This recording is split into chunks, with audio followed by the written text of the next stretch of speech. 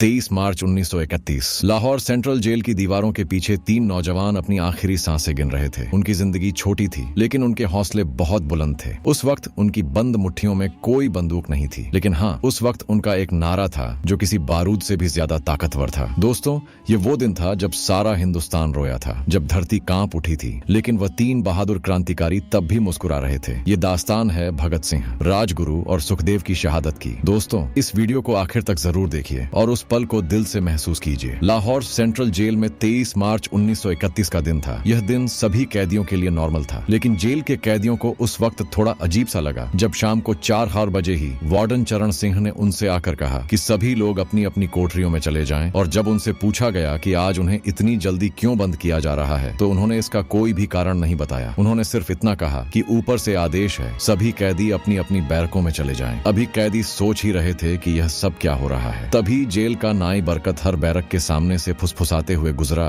कि आज रात भगत सिंह, राजगुरु और सुखदेव को फांसी दी जाएगी। जेल में बंद कई कैदियों ने बरकत से कहा कि वह फांसी के बाद भगत सिंह की कोई भी चीज उन्हें ला कर दे, ताकि वह अपने बच्चों, अपने पोतों पोतियों को बता सकें कि कभी वह भी भगत सिंह के साथ जेल में बंद थे। बरकत भगत सिंह की कोठरी में गया और वहां से उनका पेन और कंघा ले आया। सारे कैदी उस पेन और कंघे पर अपना अधिकार जताने लगे, लेकिन फिर अचानक सभी कैदी चुप हो गए। उनके चेहरे उदास थे, उनकी निगाहें उनकी कोठरी के सामने से होकर जाने वाले रास्ते पर जमी हुई थी, क्योंकि आज भगत सिंह और उनके साथी फांसी पर ले जाए जाने के लिए उसी रास्ते से गुजरने वाले थे। एक बार पहले जब भगत सिंह उसी रास्ते से ले जाए जा रहे थे, तो उस वक्त पंजाब कांग्रेस के नेता भीमसेन सच्चर ने ऊंची आवाज कर उनसे पूछा था कि आप और आपके साथियों ने लाहौर षड्यंत्र केस में कभी अपना बचाव क्यों नहीं किया। तब भगत सिंह ने भीमसेन सच्चर को जवाब दिया था कि इनकलाबियों को मरना ही होता है, क्योंकि उनके मरने से उनका अभियान मजबूत होता है, अदालतों में अपील करने से नहीं। जेल के वार्डन चरण सिंह भगत सिंह के शुभचिंतक बन गए थे। उन्हें पता था कि यह कोई आम कैदी नहीं है, बल्कि सच्चा देशभक्त और देश के लिए जान देने वाला नौजवान है। अपनी तरफ से जो कुछ भी हो सकता था, चरण सिंह उनके लिए करते थे, और उनकी वजह से ही लाहौर की द्वारकादास लाइब्रेरी से भगत सिंह के लिए किताबें निकालकर जेल के अंदर आ पाती थी। डॉ चमन लाल अपनी किताब भगत सिंह डॉक्यूमेंट्स में लिखते हैं कि भगत सिंह को किताबें पढ़ने का इतना शौक था कि एक बार उन्होंने अपने स्कूल के दोस्त जयदेव गुप्ता को लिखा था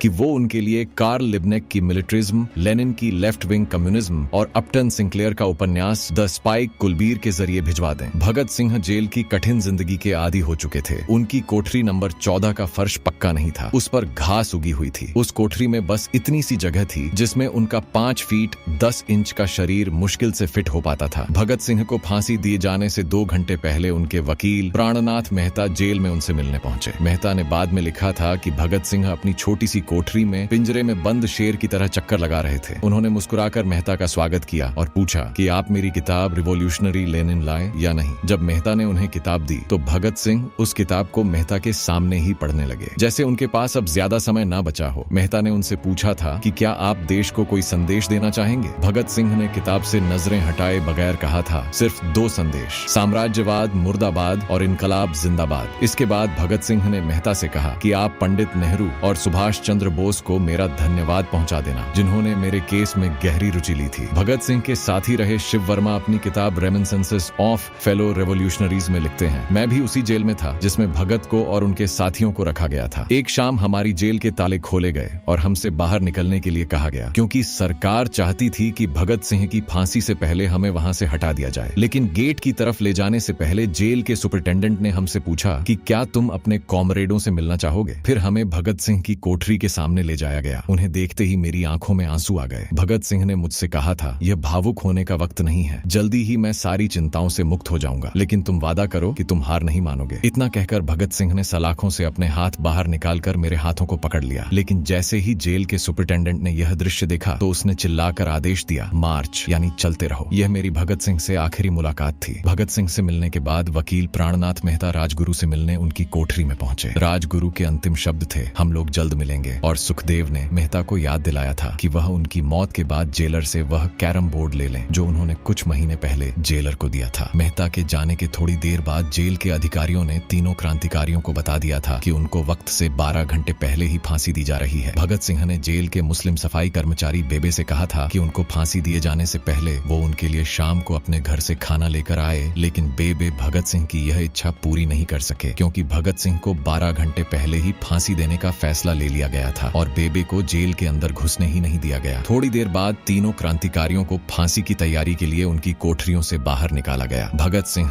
राजगुरु और सुखदेव ने अपने हाथ आपस में जोड़े और वह अपना प्रिय आजादी का गीत गाने लगे। कभी वह दिन भी आएगा कि जब आजाद हम होंगे, यह अपनी ही जमीन होगी, यह अपना आसमान होगा। इसके बाद एक एक करके उन तीनों का वजन किया गया। सबके वजन पहले से बढ़ गए थे। उन सबसे कहा गया कि अपना आखिरी स्नान करें। फिर उनको काले कपड़े पहनाए गए, लेकिन उनके चेहरे खुले रहने दिए गए। चरण सिंह ने भगत सिंह के कान में फुसफुसाकर कहा कि वाहे गुरु को याद करो। भगत सिंह बोले, पूरी जिंदगी तो मैंने ईश्वर को याद नहीं किया। असल में मैंने कई बार गरीबों के क्लेश के लिए ईश्वर को कोसा भी है। अगर मैं अब उससे माफी मांगूंगा तो वह कहेगा कि इससे बड़ा डरपोक कोई नहीं है क्योंकि इसका अंत नजदीक आ रहा है, इसलिए यह माफी मांगने आया है। और फिर जैसे ही जेल की घड़ी ने 6 बजाए, तभी कैदियों के कानों में दूर से भारी बूटों के जमीन पर पड़ने की आवाज आने लगी। साथ में गाने की भी दबी दबी सी आवाज सुनाई दे रही थी। तभी अचानक जोर जोर से इनकलाब जिंदाबाद और हिंदुस्तान आजाद हो के नारे सुनाई देने लगे। फांसी का तख्ता पुराना था, लेकिन फांसी देने वाला काफी तंदुरुस्त था। फांसी देने के लिए मसीह जल्लाद को लाहौर के शाहदरा से बुलवाया गया था। भगत सिंह उन तीनों के बीच में खड़े थे। वे अपनी मां को दिया गया वो वचन पूरा करना चाहते थे कि वह फांसी के तख्ते से भी इनकलाब जिंदाबाद का नारा लगाएंगे। भगत सिंह पर किताब लिखने वाले प्रोफेसर बलविंदरजीत सिंह वराइच लिखते हैं, लाहौर जिला कांग्रेस के सचिव पिंडीदास सौदी का घर लाहौर सेंट्रल जेल से बिल्कुल लगा हुआ था। भगत सिंह ने इतनी जोर से इनकलाब जिंदाबाद का नारा लगाया था कि उनकी आवाज सौदी के घर तक सुनाई दी थी। उनकी आवाज सुनते ही जेल के दूसरे कैदी भी नारे लगाने लगे थे। उन तीनों युवा क्रांतिकारियों के गले में फांसी की रस्सी डाल दी गई। तभी जल्लाद ने पूछा कि सबसे पहले कौन जाएगा। सुखदेव ने सबसे पहले फांसी पर लटकने की हामी भरी। इसके बाद जल्लाद ने एक एक करके रस्सी खींची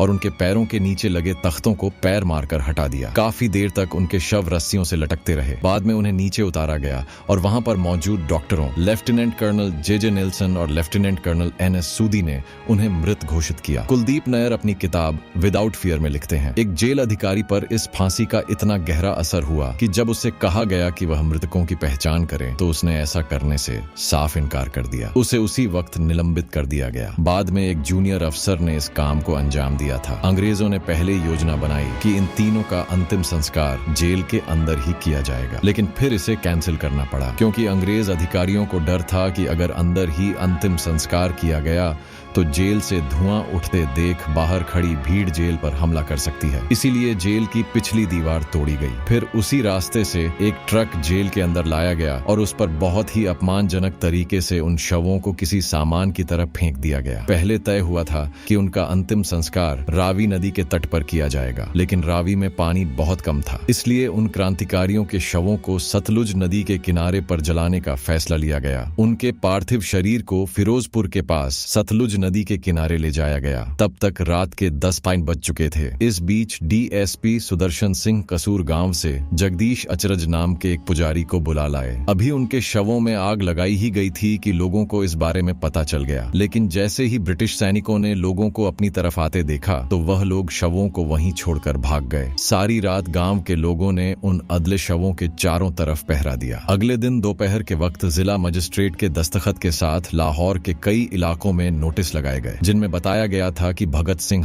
सुखदेव और राजगुरु का सतलुज के किनारे पर हिंदू और सिख रीति के साथ अंतिम संस्कार कर दिया गया है। इस खबर पर लोगों में गुस्सा भड़क उठा और लोगों ने कहा कि उनका अंतिम संस्कार करना तो दूर, उन्हें पूरी तरह जलाया भी नहीं गया। हालांकि जिला मजिस्ट्रेट ने इस बात को नकार दिया था, लेकिन किसी ने भी जिला मजिस्ट्रेट की बात पर विश्वास नहीं किया। इसके बाद भगत सिंह और उनके साथियों के सम्मान में लाहौर के नीला गुंबद से 3 मील लंबी शोक यात्रा निकाली गई। लोगों ने विरोध जताने के लिए अपनी बाहों पर काली पट्टियां बांध रखी थीं और महिलाओं ने भी काली साड़ियां पहन रखी थीं। लगभग सभी लोगों के हाथ में काले झंडे थे। लाहौर के मॉल से गुजरता हुआ यह जुलूस अनारकली बाजार के बीच में जा रुका और फिर अचानक उस वक्त सन्नाटा छा गया जब घोषणा की गई कि भगत सिंह का परिवार तीनों शहीदों के बचे हुए अवशेषों के साथ फिरोजपुर से वहां पहुंच गया है। जैसे ही 3 फूलों से ढके ताबूतों में उनके शव वहां पहुंचे तो भीड़ भावुक हो गई। लोग अपने आंसू नहीं रोक पाए। वहीं पर एक मशहूर अखबार के एडिटर मौलाना जफर अली ने एक नज्म पढ़ी जिसका खुलासा था कि इन शहीदों की अदले शवों को कैसे खुले आसमान के नीचे यूं ही जमीन पर बेसहारा छोड़ दिया गया। उधर भगत सिंह की फांसी के बाद वार्डन चरण सिंह बोझल कदमों से अपने कमरे में पहुंचे और फूट फूट कर रोने लगे। अपने 30 साल के करियर में उन्होंने सैकड़ों फांसियां होती देखी थी, लेकिन किसी ने मौत को इतनी बहादुरी से गले नहीं लगाया था जितना कि भगत सिंह और उनके 2 कॉमरेडों ने। लेकिन उस समय किसी को इस बात का अंदाजा नहीं था कि 16 साल बाद उनकी शहादत भारत में ब्रिटिश साम्राज्य के अंत का एक कारण साबित होगी और भारत की धरती से सभी अंग्रेज सैनिक हमेशा के लिए चले जाएंगे। दोस्तों, जाते जाते कमेंट